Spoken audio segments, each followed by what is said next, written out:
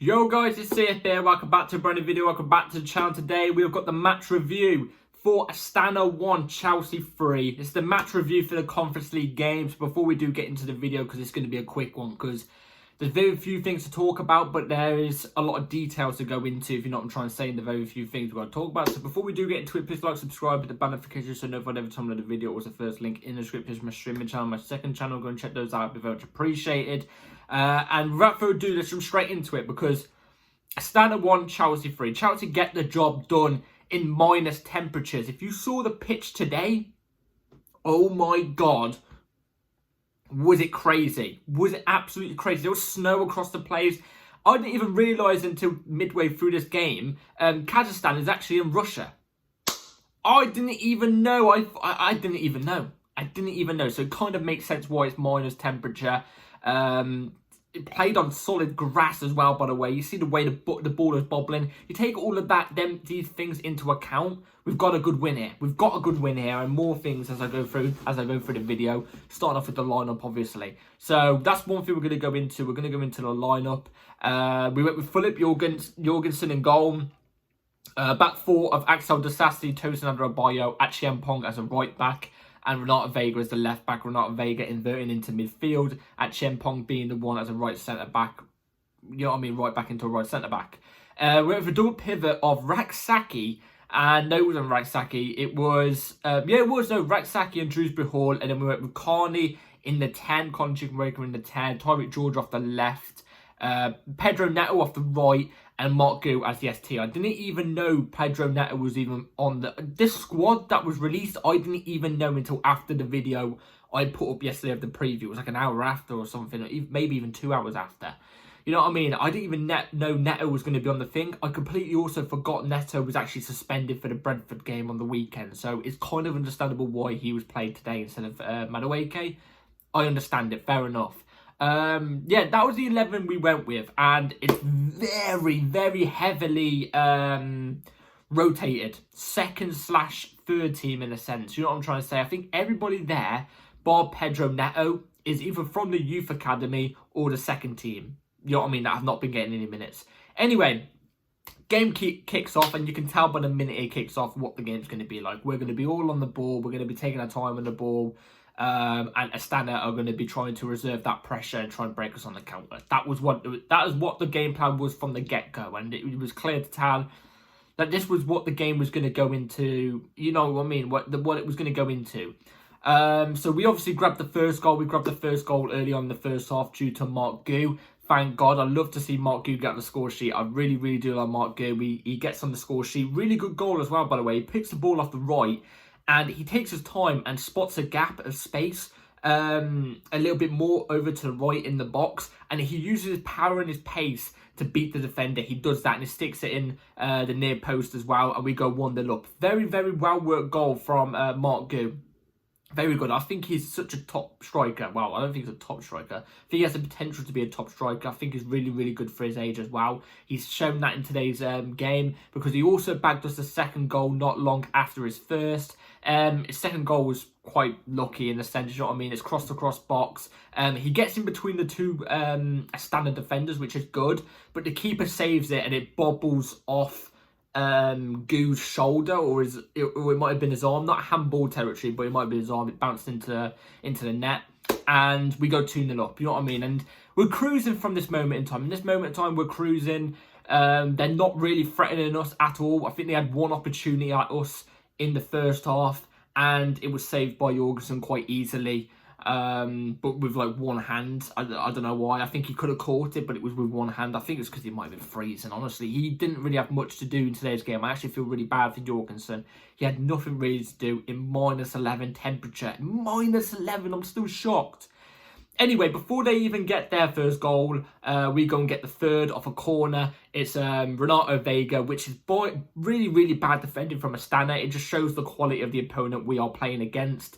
It's literally, Vega's basically, pretend this is the centre-back right here. Vega's here, and the centre-back's not even trying to get in front. Vega's just got his arm up like this, Barely gets off the ground, just heads it in the bottom right-hand corner, easy. I did call Renato Vega, I think, yesterday to get a goal. I think I called that in my match preview, by the way. And I think I also might have called 3-1 or 3-0. I don't know. I think I was quite close on that behalf. But Renato Vega gets on the score sheet. That's his second in 5 Conference League games. For Mark Gu, that is his third in 5 Conference League games, or 4. I don't know. In 4 Conference League games, I was trying to say not 4 goals. He's definitely got 3. But, you know, it was going really, really well. And then they had one good attack. They had one good attack towards the end of the first half where they get the ball off the right. Nobody decides to stick a foot in at all. Lets the player dribble a little bit, get a bit of confidence. And he sticks it in the corner. You know what I'm trying to say? Sticks it in the bottom left-hand corner. It hits off the post and goes in. It's a good goal from Astana. I'm not going to lie, it's a good goal. I'm not blaming Jorgensen at all. I'm not really blaming our team for that. But it was just a good goal from them. You know what I'm trying to say? Could have been prevented better. I will say that. Could have been stopped a bit better, I reckon. Anyway, moving on to the second half. Second half, there was no goals in the second half. You can tell the players were getting a bit leggy. And we've substituted straight away in the first half to Neto when we bring on another winger from the youth academy and stuff. No joke, I think for the majority of the second half, it literally looked like the majority of our players that were on the pitch were all youth players. They were all youth players. And you can tell on the pitch that it was starting to get to them, like in the terms of they were weathering the pressure really, really well. I thought they were actually doing really, really good. And I'm really impressed with the youth academy today. I really, really am. But you can tell the fitness level was starting to creep up on them. But they got back into it towards the end of the second half. Towards the end of the second half, they got back into it. They were knocking the ball around a lot more. It was more of an open game in the second half in terms of the midfield. It was being bypassed a lot more easier and stuff like that. So, you know, that's really it for the whole game. It wasn't a massively interesting game. And I've said this on match previews and reviews for the Conference League in general. We shouldn't be in this competition, man. Like, let's be real. Like, no offence to Astana and all the teams that are usually regularly in this competition and stuff like that. Chelsea Football Club shouldn't be in this competition. And we're going to win this competition with ease. Like, legit, look at the team we put out today. You know, Disasi is going to get... Philip Jorgensen's good goalkeeper, should be kept. Disasi is going to be sold. He's third choice. Do you know what I'm trying to say? He's not even in the second team. Well, he is in the second team, technically, but he's going to get sold. Tosin Adarabioyo is second team player. Josh Achiempong, a youth player. Renato Vega, second team player. Torrey George, youth. Carney getting sold, definitely. Third team, you know what I mean? But I feel bad for Carney. I do like Carney. Ratsaki, youth player. Drewsbury Hall, second teamer. Apparently he's looking like he's going to get sold soon. Apparently we're not happy with him or something. Neto, first teamer. Fair enough, I'll give that. Mark Gu, youth player. Do you know what I mean? It's literally, honestly, pretty much the players were youth players. And you look at our bench as well. We had 4 players on the bench, it says here. It says we had 4... I swear there was more than 4 players on the bench, but it says here there was 4. There was definitely more than 4 players, I'm not going to lie. There definitely was. But, you know, even then, you look at the bench, it's just youth. And I'm not complaining. I can kind of understand it because obviously we've got a bigger game on the weekend. You know, we've got bigger things in our sight. We're pretty much qualified anyway for the next round of the Conference League. And they've managed to get a 3-1 victory out of this, the youth players. So, look, I didn't really see much of a system play. I didn't see quick football, counter-attacking football. I didn't see much of a system play. But in this team, you can kind of understand why. There was little bits here and there, but in this team, in this scenario, you know, stuff like that, I'm willing to give it a pass. I even said when the team lineup was announced on my Twitter, I even said I wouldn't even be surprised if we lost today. I wouldn't even blame the players, wouldn't even blame the manager or anything like that. I wouldn't really blame, you know, their team either or the ref or whatever, because it's just something, you know, it happens. It happens, and I can understand the consequences, you know what I'm trying to say. But we came through with the victory. Very, very impressive victory with a whole youth team, pretty much. Second teamers, players who are definitely going to be sold. And we've come through with a 3-1 victory. We definitely claimed that first spot. I don't think anyone's going to overtake us in that first spot in the Conference League now. You know, we've saved all of our better players for the game on the weekend. We've literally left them at Cobham and everything like that. In my opinion, 10 out of 10. It's a 10 out of 10. I saw really good performances from some of the youth players as well. I'm not going to go into player ratings in this video. I don't think it's Actually, no, I'll go through player ratings. Philip Jorgensen, very good on the ball. I'd say was a 6.5. Axel Disasi, I'll give him a 6. I'll give him a 6. I'll give our back two of Tosin and Axel Disasi a 6 because, look, we didn't have to really do much defensively. They kept it calm. They helped out Achiampong and Vega, who are two players that are very inexperienced. So I'll give him a 6. Fair enough. Achiampong, very, very good as well. I thought today, was his best game that he's played and made an appearance in the senior team in. So I would say Achiampong was a 6.5. Renato Vega got a goal. I'd say was a 6 as well. Actually, I'm going to give him a 6.5 because he did get the goal. Apart from that, it probably would have been a 6 or maybe a 5.5. There was times he was getting bypassed a bit too easily. I will say that. I want to see him tighten up a little bit more better defensively. But apart from that, it was quite decent. I didn't really see him much in midfield, even though he was the one inverting. Didn't really see him much in midfield too. Tyreek George is off the left, isn't it? Raksaki was decent. Like I said, in the second half, he got bypassed a lot more easier. I think that midfield was way open in the second half. Too open. But I thought he did quite decent. In fact, actually, he did a couple Lavia dropped the shoulder, beat the press and set us up on a counter-attack move. So fair play to him. I'll give him a 6. Kieran Dewsbury Hall, I am being honest there, 4.5. You're probably thinking, oh my God, that's really harsh. Actually, you know what? That is a bit harsh. 5. And you're still probably sitting there going, what are you on about? 5. Me personally, he's meant to be one of the more experienced heads in this team. He's meant to be the one who is managed by Maresca. He knew Maresca a year ago. He's meant to know the system off by heart. So far, well, judging off this game today, was awful. I didn't like him this game. I think physically he was being barged off the ball too easily. He was rushing on the ball too easily. Wasn't playing the right pass either. I just wasn't that impressed with him, man. I get it. There's conditions to this game. The game's conditions weren't that great. But with a player like Dewsbury Hall, I'm expecting a little bit better. You look at Raksaki, for example. Raksaki, I thought, did really, really well. I'm not just talking for his standard. I actually think he did way better than Dewsbury Hall today. So fair play, Raksaki. Dewsbury Hall, I've got to say, you've got to do better than that, man. You've got to do better than that.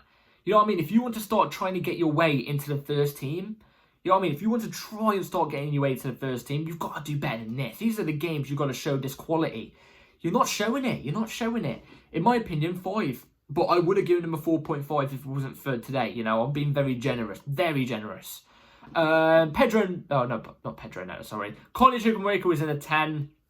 Wasn't his best game. I think with Carney, it's more to do with the fact of lack of game time. He's a player that's not been getting game time for a long time now. Unfortunate as well. He did have a couple of decent moments where his link-up play with Mark Gu, his little 1-2s, they'd get him behind with a little cheeky 1-2 and get a shot off. I thought was quite decent. But I'd say with Carney was a 5.5, a 5.5. Moves me on to Tyreek George. Tyreek George did quite decent today, I thought. Did quite decent. He was taking on his men, the fullback, quite successfully, quite a lot, creating chances from it. Surprisingly, I've actually criticised Tyreek George in very few times he played in the first team by being too selfish. I actually wish he was a little bit more selfish today, because I think there was 2 occasions where he skipped past the defender, cutting in on his right hand on his right foot, and he could have took a pop-up goal, but he didn't. Instead, he decided to pass it. So, I don't know. Decision-making, he's young. I'm going to give him a 6. Pedro Neto was quite decent as well today. I think it's more harder, surprisingly, for the first teamers by a little bit than what it would be for the youth players. And why do I say that? Is because first teamers are used to precise conditions. You know what I mean? Conditions that are brilliant. You know what I'm trying to say? Whereas some of the youth teams, they're not. You know what I'm trying to say? Sometimes they go through these type of pitches and stuff like that. So, with Pedro Neto, I thought he was still decent either way. I don't think he was outstanding, but I thought he was decent either way. I'll give him a 6. And then Mark Gu is my man of the match. I'm giving him a 7 today. He got 2 goals. He was really, really good. His physicality as well, barging players off the ball, barging experienced defenders off the ball. You know what I mean? He doesn't care if they're senior and he's lower. He's still showing that physicality. I was just really disappointed he didn't get a hat-trick today, because I put a bet on it as well. Put a bet on it when he got a second goal to get Hattie. You know what I mean? £2.50 could have won 20 quid. It would have been 20 quid either way. You know what I'm trying to say? 20 quid either better. A win's a win. You know what I mean? But he didn't get it. he started to fade off more towards the second half. I think he's a 50-55 minute player. But I'm really impressed from what I'm seeing from Mark Gill. I really, really am. He's aggressive, and he's confident. He's a confident striker. I really like what I'm seeing from Mark Gill. I hope he can keep it up. I'm giving him a 7, my man, the match. And to do with the subs all came on and played a decent part in the game. I can't speak on their names, really, because I can't lie, I forgot majority of their names, but there was a couple players that are meant to be playing in the FA Cup tomorrow that came on for like 5-10 minutes. You know what I mean? Our subs, pretty much most of our subs were quite late as well, so I can't really rate them anyway either. But I think they all came on and had a decent impact. And like I said, when we bring on the subs, we saw a bit more energy to the team as well. So fair play to the subs. I'm going to give them a round of applause for that. And yeah, really, really impressed with today's game. I was really intrigued at the very, very start of today's game when I saw the team line up to see how these players would do in these type of conditions and stuff like that. And I feel like they came through. Maresca came through too. Very successful. And also we've rested a lot of players for the weekend as well. Like even players like Nkunku and stuff like that, they should be rested for the weekend. So successful. We come away with a 3-1 win. Top of the Conference League table as well with 15 points. We're qualified now to the next round, the round of 16 or whatever you want to call it. I don't know. So anyway, I think that's us top as well. No, I don't think anyone's going to overthrow us. Anyway, let me know in the comments down below what you all thought about today's game. Please like, subscribe, hit the bell notification so you're ready for my next upload, which I'm probably going to be saying will be my match preview for the Brentford game. So be ready for that on Saturday. Click the bell notification so you're ready for it. Please like, subscribe, everybody. Take care all, and I'll see you on the next one. Get in there, Charles. Well done to the Cobham lot. Take care. Peace.